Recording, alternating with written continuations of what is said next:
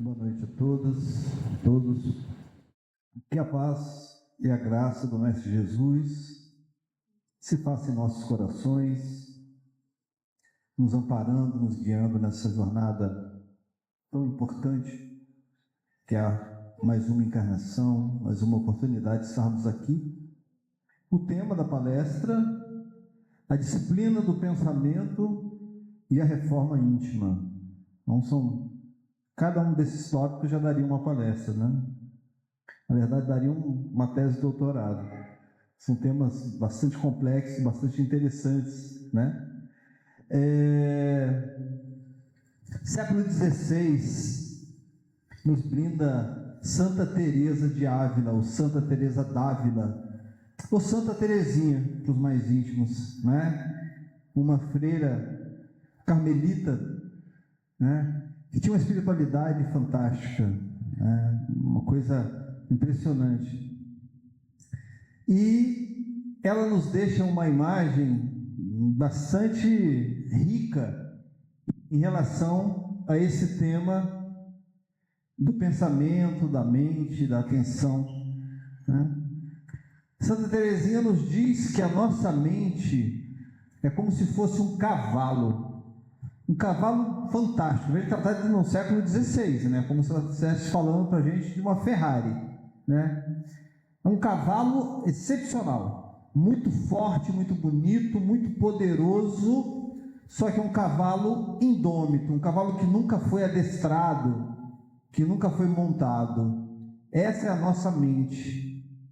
E o nosso papel, enquanto donos daquele cavalo, né, é adestrar aquele animal para que possamos usufruir de toda aquela potência que aquele animal expressa. Porque nós somos obrigados a montar esse cavalo. Nós não temos escolha. Nós vamos ter que montar esse cavalo, né? Nós não podemos nos apartar da nossa mente. E ela nos diz que se nós não tivermos atenção ao lidar com esse cavalo, ele pode nos machucar, ele pode nos jogar no buraco, né? E ela faz toda uma contextualização, comparando então a nossa mente a essa potência, né? Então, quem somos nós nessa história, né? Nós somos o Espírito, nós somos a essência, nós somos o ser pensante, criado por Deus, né? E destinado à perfeição a convite de Jesus. Então, quando nós falamos da nossa trindade, quando estamos encarnados, Espírito, Corpo, não é? Quem somos nós de verdade? Nós somos o Espírito. Nós não sabemos a forma do Espírito, né? O médium vidente, ele não vê um Espírito, ele vê a projeção daquele Espírito, que é o perispírito, né? E é esse perispírito que vai mover o corpo quando a reencarnação. Então, assim, quem vai dominar esse cavalo, quem vai trabalhar no controle da mente, é o Espírito. É esse ser que é o mesmo desde sempre, que é o mesmo desde que foi criado, simples e ignorante por Deus, e nos lança na vida para que possamos crescer, evoluir na medida de nossos próprios esforços. Vida após vida, encarnação após encarnação, vida no mundo espiritual também, porque às vezes a gente esquece, né, que a vida é uma só, que mesmo estando no mundo espiritual, a nossa vida segue. A gente sai do mundo físico, é como se a gente deixa o corpo, como se a gente deixasse uma roupa e fosse para outro lugar. Então a evolução não acontece só quando encarnamos. A evolução, a nossa evolução, e nós estamos falando de reforma íntima, é ato contínuo, permanente. É esse mesmo Espírito que vem nessa jornada multimilenar, encarnando e reencarnando, desencarnando, vivendo no mundo espiritual, retornando, né? E ganhando uma gama fantástica de experiência. Imaginem vocês quantas profissões, quantos idiomas, quantos amores, quantas tristezas, quantos erros, quantos arrependimentos, né? Milhares de encarnações. Somos nós, esse ser único, né? Que vem desde o início, construindo gradativamente a sua reforma íntima. E não faz isso sozinho. Nós fazemos isso em comunhão. Nós fazemos isso em família, em sociedade, em comunidade, né? Porque nós somos interdependentes. Nós dependemos uns dos outros para essa reforma íntima. Porque nós nos espelhamos nas outras pessoas. É a vida em sociedade que nos leva ao crescimento e à evolução, né? Então,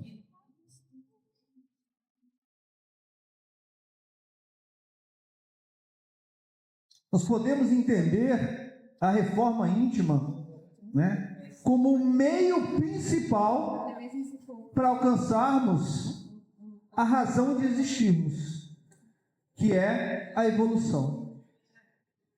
Evoluir espiritualmente é a grande meta de cada um de nós.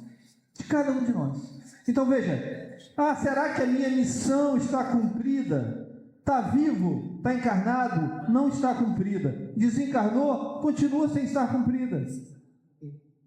Porque somos seres ainda incompletos. Percebe? Somos seres em construção, né? Longe ainda da meta, longe ainda da perfeição que Jesus nos convida. Quando nos propomos a trabalhar a reforma íntima, é quando nós começamos a nos despertar, quando nós começamos a despertar para a realidade, né? Então a reforma íntima é quando eu vou amadurecendo espiritualmente, tá? Então, vejam, comparem uma única vida de criança, jovem, adulto, idoso, a uma grande vida espiritual, né? De milhares de anos, né? De centenas de encarnações, talvez milhares de encarnações. Somos nós. Cada encarnação é como se fosse um dia, né? E nós vamos então amadurecendo, nós vamos, através das leis de Deus, que naturalmente nos coloca em contato com os nossos erros, né? Na medida em que nós erramos, nós somos convidados a vivenciar situações para aprender aquele valor. As leis de Deus vão nos conduzindo gradativamente à evolução. No começo, de maneira muito lenta, né? Porque muito preocupado com a sobrevivência, com a existência, com os cuidados próprios, né? Ali naquela vida muito materializada, e gradativamente vamos evoluindo e percebendo que existe algo mais, percebendo que a vida é muito mais do que o âmbito material. Então nós percebemos que muitas vezes nós vivemos hoje de uma maneira muito parecida que um homem lá do Neolítico, lá da Idade da Pedra, como se dizia antigamente. Por quê? Porque esse cara saía de manhã cedo, ele não tinha reserva, ele saía de manhã cedo para a natureza e ia buscar o que comer, para ele e para a sua família. Basicamente, sobreviver, não ser presa, né? E buscar alimentação. E quando ele conseguia uma boa alimentação, ele ficava feliz na sua caverna, com a sua família, né? Ali a base, nasce ali a ideia da zona de conforto, né? Que pode ser boa e pode ser ruim, mas quantas pessoas ainda vivem hoje da mesma forma? Quantas pessoas saem de casa de manhã cedo, desesperado, agoniado para ganhar dinheiro, sabe, para fazer as coisas, sem se preocupar com absolutamente nada além da sobrevivência e do ganhar dinheiro. Então, assim, a diferença é que a gente precisa ganhar dinheiro, o outro tem que matar uma caça. Quantos de nós vivem assim até hoje, sem a menor preocupação com as questões maiores da vida, né? Então, assim, nós precisamos dessa parada e da reflexão. Esse é o papel das religiões, de todas as religiões, porque todas as religiões são igualmente importantes. Todas as religiões são igualmente importantes. Não existe religião melhor que a outra. As religiões são idiomas que Deus fala com pessoas diferentes. Então, nós precisamos desse momento de reflexão, de parar para pensar nisso. O que é a minha reforma íntima?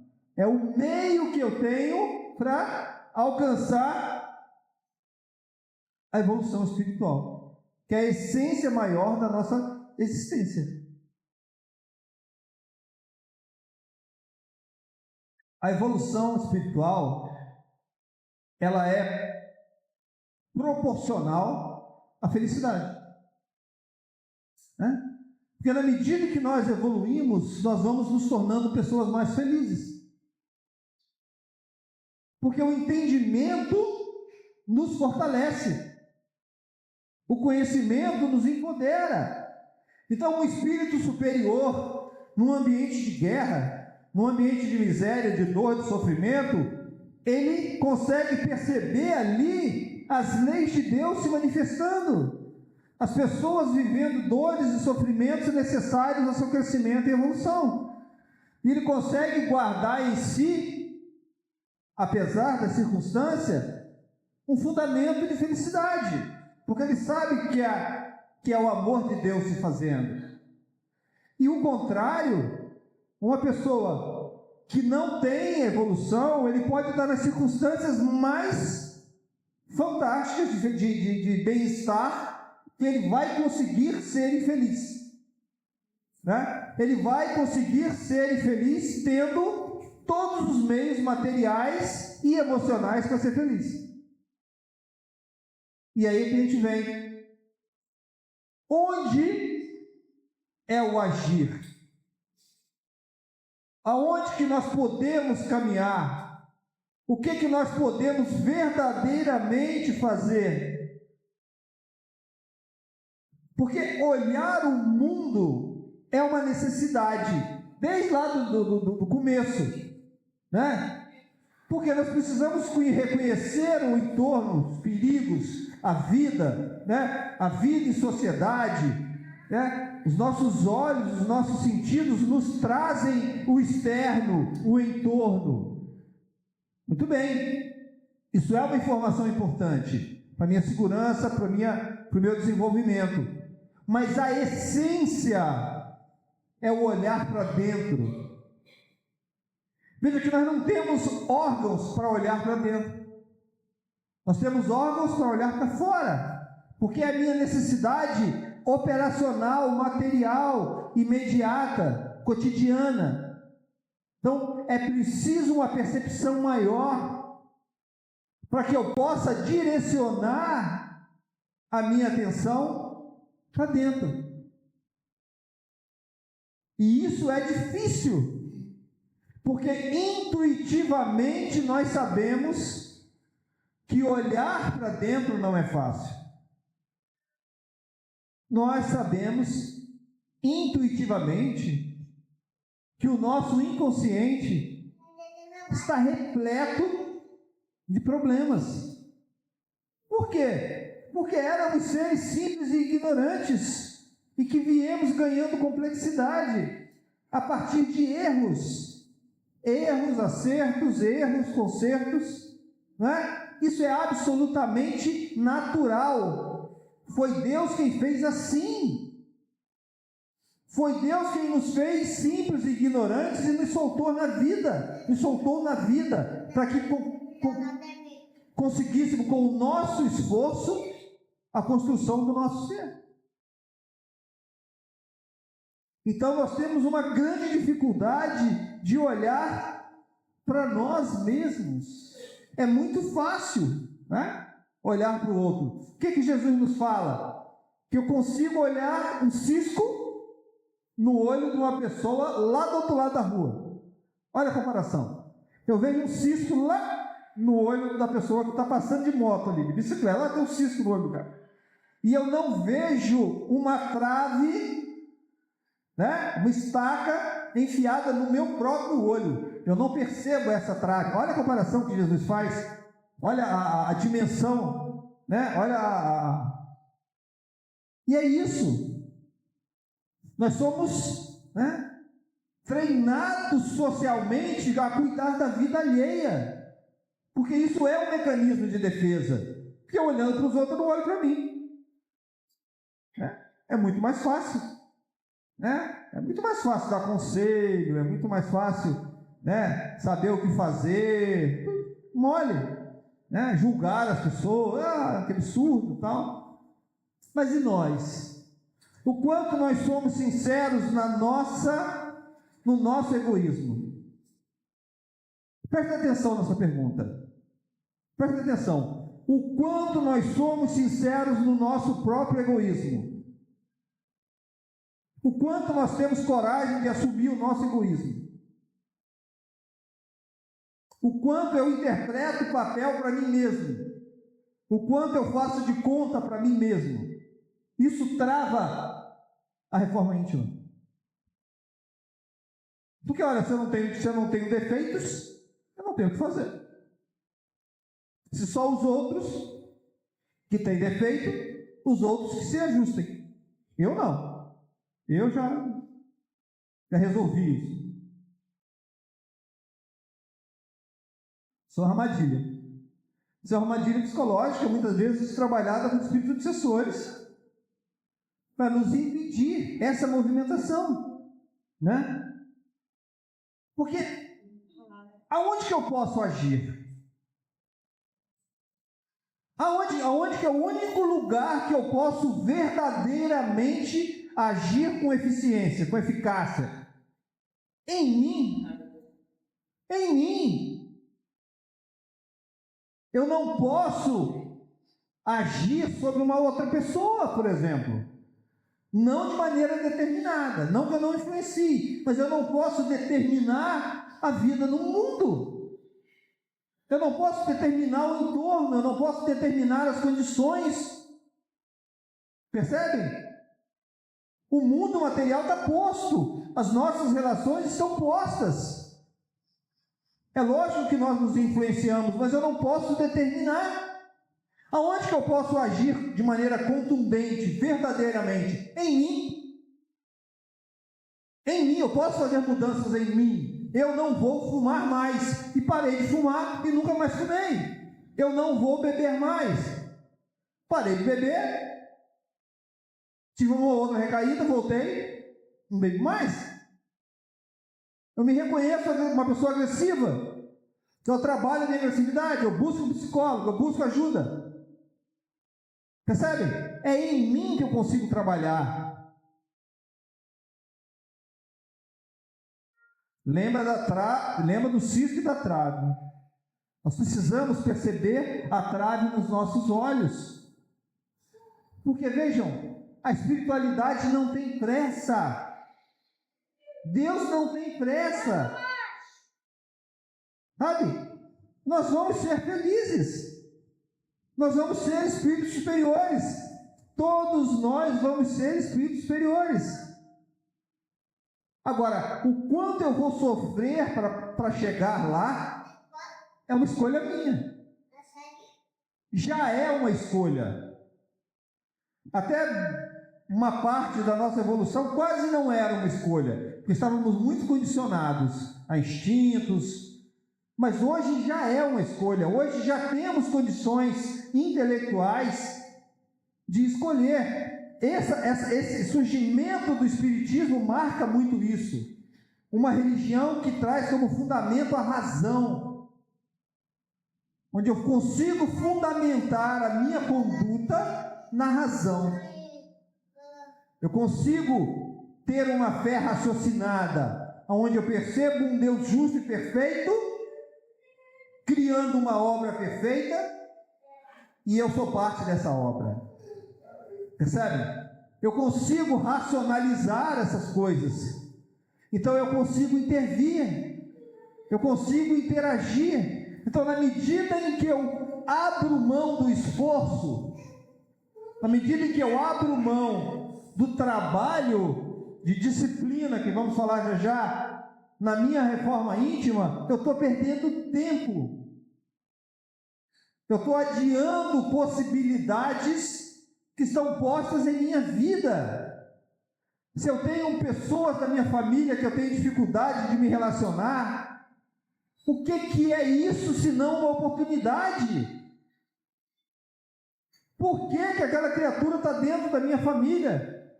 Porque na encarnação passada ele era só meu vizinho e não resolveu. Porque na outra ele era meu colega de trabalho e nós não resolvemos. Pois agora vocês estão na mesma família, né? E se odeiam. Por quê? Por quê? Né?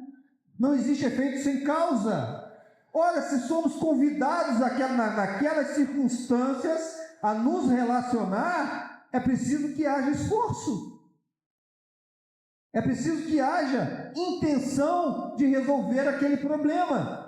Porque eu não preciso saber dos detalhes, se eu matei ele na Idade Média, se ele me matou lá na Grécia. Não interessa. Interessa que é uma pessoa que eu tenho dificuldade de me relacionar e é meu irmão. Né? Quer informação melhor que é? O que precisa mais dizer? O que precisa mais dizer? Que nós temos que trabalhar. Agora, é muito mais fácil mandar as favas e ir embora. É muito mais fácil eu dar as costas e largar para lá, não é? Vai que se dane, vai viver a sua vida, eu vou viver a minha. Perdi mais uma oportunidade. Será que eu vou precisar no futuro para resgatar esse relacionamento? Porque não é só resgatar o relacionamento, o ato de resgate é uma construção de valores em mim. Quando eu ajo com inteligência e sei que sou uma pessoa mais equilibrada e consigo me manter equilibrado mesmo diante de provocações infantis da outra parte, eu estou exercitando a minha superioridade, que eu já conquistei. Percebe? O convite de Jesus é para ação. Nós temos que agir, né? Porque é olhar para mim, é agir em mim e agir a partir de mim.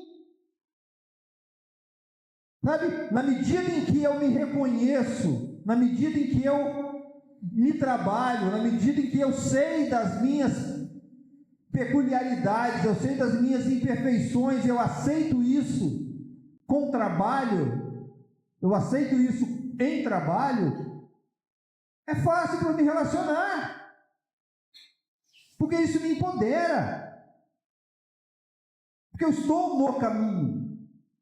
Eu estou no caminho, longe, todos estamos, mas nós estamos no caminho. Então, quando eu começo a agir a partir de mim, equilibrado, é muito mais fácil. É muito mais fácil ouvir uma ofensa e ficar em silêncio. Por que eu vou me ofender? Porque tem duas opções quando uma pessoa me ofende: ou é verdade ou é mentira. Se é verdade, eu não posso me ofender. Ele está dizendo uma verdade. Ora, se é mentira, é mentira. Eu não preciso me ofender porque é mentira. E por que eu me ofendo? Porque eu estou preocupado com o que os outros vão pensar. Ah lá, xingaram e não fez nada. E aí? Eu estou vivendo a partir de mim ou a partir do outro? Aí eu tomo uma atitude, faço uma besteira, e vem as consequências sérias, compromete às vezes uma encarnação inteira. Né? Saiu agora a sentença daquele rapaz lá de São Paulo que matou aquele senhor, lembra naquele caso lá do carro? Né? O cara avançou, o senhor estava passando na faixa, o cara avançou um pouco na faixa, o senhor bateu o senhor com o neto na mão, bateu no capô do carro. O cara desceu, deu uma voadora do senhor. O senhor caiu, bateu a cabeça no chão, morreu. O cara pegou 27 anos de cadeia. 27 anos numa cadeia podre que é a nossa. Por conta de um instante de invigilância, de arrogância, de prepotência, de não se conhecer. Percebe? De agir à vontade. De agir de qualquer jeito. Quem age de qualquer jeito é o cavalo, que tem um obsessor tocando. Percebe? Naquele exemplo que eu dei da Santa Teresa de Ávila, que fala da condução, devemos conduzir o cavalo que é a nossa mente. Quando nós estamos assim, de qualquer jeito, desatentos, olha o que Jesus fala, estai atento, vigiai e orai. Quando estamos desatentos, nós somos o cavalo que o obsessor está conduzindo para situações como essa. E nós vamos como um cordeiro. Nós somos fáceis de manipular quando nos percebemos, quando nos deixamos levar pelo ódio, pela arrogância, pela prepotência, sabe? É fácil para um obsessor potencializar a minha agressividade. Depois ele vai embora e eu vou para a cadeia, ou outro desencarna. E aí? Quantas famílias foram? Quanto trabalho de programação espiritual perdido aí? Por conta de uma... né? Então, eu preciso ter muito claro aonde eu posso agir. O que está sob o meu controle e o que não está. Os estoicos agora estão na moda, né? Estão trazendo de volta a escola estoica, que é uma escola filosófica grega e romana, muito importante, muito interessante, está muito na moda agora. E um dos fundamentos do estoicismo é isso. O que eu posso controlar, o que eu não posso? O que está sob o meu controle, o que não está? O que está no meu controle é minha obrigação trabalhar forte. O que está fora do meu controle, eu não posso sofrer por isso. Porque está fora do meu controle. O que eu posso fazer se meu filho, que tem 40 anos de idade, está tendo uma conduta terrível? Posso dar um conselho, eu posso rezar por ele, mas se ele insistir, o que eu posso fazer? Nada. Está fora do meu controle. Né? O que eu podia fazer? Dar uma boa educação. Eu dei uma boa educação quando eu pude? Dei. Pronto, o meu trabalho está feito. Percebe? O que está sob o meu controle e o que não está? Uma circunstância sei lá, uma briga de trânsito. O que está sob o meu controle? Eu devo estar sob o meu controle. Para que eu não vire manipulado por espírito obsessor. Né? O que está fora do meu controle? É circunstância. O cara pode estar desesperado, pode estar xingando, pode estar me ofendendo, sei lá o que está passando na cabeça dele, na vida dele. Eu tenho que me concentrar em mim. Passo para trás e me respiro, me controlo. Né? Se eu tiver que fazer alguma coisa, eu faço pensando. Percebem? Esse é o exercício da disciplina do pensamento. O pensamento, então, ele é a matriz desse controle. A matriz desse trabalho é o pensamento. O pensamento, ele já é matéria. O pensamento, ele já é substância na dimensão espiritual. Tá? O pensamento, ele já existe. Né? Ele já está em ação. Então é importante que eu exerça o meu controle sobre o meu pensamento. Agir em mim, muitas das vezes, é agir sobre os meus pensamentos. Sabe? Eu preciso ter isso aqui muito atento. Disciplina dos meus pensamentos, às vezes é 24 horas por dia. Quando nós temos um problema sério, quando aconteceu uma coisa muito importante, esse pensamento volta 1 milhão de vezes. E 1 milhão de vezes eu tenho que estar trabalhando para substituí-lo. Porque é a única maneira de eu estar sob controle. Disciplina. Sabe? O pensamento, aquele pensamento ruminante, intrusivo, ele volta, ele volta, ele volta, ele volta. E todas as vezes eu preciso exercitar o controle. Eu redireciono esse pensamento, eu faço uma prece, eu busco meios de substituir aquele mau pensamento por um pensamento elevado. Né? Todos nós temos que fazer isso. Todos nós precisamos exercitar exaustivamente isso. A disciplina dos pensamentos. Né? Porque senão eu não tenho controle sobre mim. Porque a matriz é o pensamento. A partir daí vem a ação. Se esse pensamento não for trabalhado, a ação também não vai ser.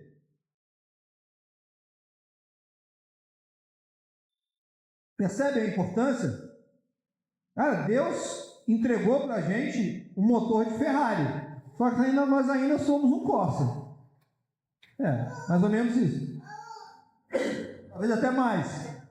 Né? Mas é isso, nós somos um motor de Ferrari num Corsa, cara. Nós somos um Corsinha 82. Rebaixado, mas 82. Né? Então, como é que a gente faz? Tem que aprender a controlar. Porque se eu largo, ele vai embora. Sabe? Se eu solto o meu pensamento vai embora. Se eu começo a divagar numa agressão, para mim, para o meu ser, para o meu cérebro material, aquela agressão está acontecendo. Sabe? Se eu me deixo levar por um pensamento de violência, de agressividade, aquilo para o meu ser material está acontecendo. O meu espírito tem discernimento, o meu corpo físico não. Então, se eu começo a ter pensamento de violência, o meu corpo entra em estado de combate ou fuga. Ele gera adrenalina, ele injeta adrenalina no sangue, ele incha as veias, ele altera a pupila, ele para a digestão, ele faz tudo que um animal precisa fazer para combater ou fugir. Só que aquilo não é real. Aquilo me desgasta muito fisicamente. E eu desarmo. Aí daqui a 5 minutos vem de novo, eu armo outra vez. Injeto adrenalina. Então, essa sequência de arma e desarma, que não é real, que vai fundamentar o estresse. Isso é o estresse. É no final do dia, eu estou arrebentado de armar e desarmar combate ou fuga em situações reais, que estão só no meu pensamento, percebe? A necessidade da disciplina mental. A meditação, quando nós fazemos a meditação, que nós sentamos e procuramos estar presente, testemunhando tudo que está acontecendo, eu busco uma respiração adequada, serena, né? E eu vou me percebendo, então eu começo a ter um pensamento, eu percebo aquele pensamento e deixo ele passar, e fico ali 5 minutinhos respirando. A internet está cheia disso, cheia de guias de meditação. O que eu estou fazendo ali? Treino, sabe? É um treino mental para controle. Gente, imagina um espírito superior trabalhando numa região umbralina, numa região trevosa. Imagina o que esse espírito não vê. Né? Imagina um anjo da guarda acompanhando uma pessoa em desequilíbrio. Imagina o autocontrole que ele tem que ter. Imagina o autocontrole de um espírito superior vendo uma pessoa cometer um assassinato e não poder fazer nada, porque não pode. O espírito não pode intervir. Quer dizer, isso tudo é o que nos espera. Como trabalhadores do Cristo, precisamos ter o controle. Então, para encaminharmos para o encerramento, uma sequência muito interessante é o sentir, pensar e agir. Então isso é uma chavezinha muito legal da gente ter sempre em mente. O sentir é automático, o sentir é imediato, nós não temos controle sobre o sentir, né? Aconteceu uma coisa, eu sinto raiva, eu sinto vontade de reagir, eu sinto tristeza, eu sinto, isso vem. Agora, esse meu sentimento precisa ser trabalhado. Esse meu sentimento vem do límbico, vem da metade do cérebro, vamos dizer assim. É preciso a parte de cima, que é a parte racional, interpretar aquilo ali. Eu estou com a vontade de dar um murro nessa criatura. Esse é um sentimento. A minha razão vai falar, não, você já é um ser melhor que isso, você não precisa fazer isso. Né? Ele vai trazer os elementos racionais para que eu não faça essa besteira. Né? E aí eu vou agir de maneira adequada para aquela situação. Então, sentir, pensar e agir. Muita atenção nessa ordem. Toda vez que nós invertemos essa ordem, a gente faz besteira. Se eu deixo para agir por último, eu deixo para sentir por último, aí é só saudade, tristeza, né? Porque eu já fiz a besteira. Eu pensei e agi. Ou eu agi antes de pensar.